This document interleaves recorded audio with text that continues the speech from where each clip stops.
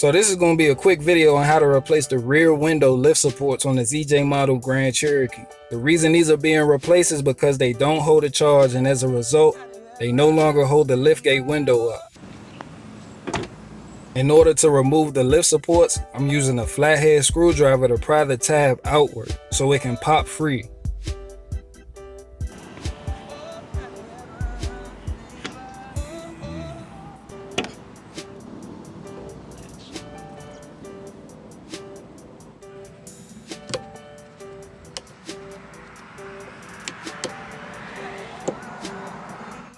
Then compare your parts. The new supports have a different design at the head that won't affect the installation, which is reversal removal.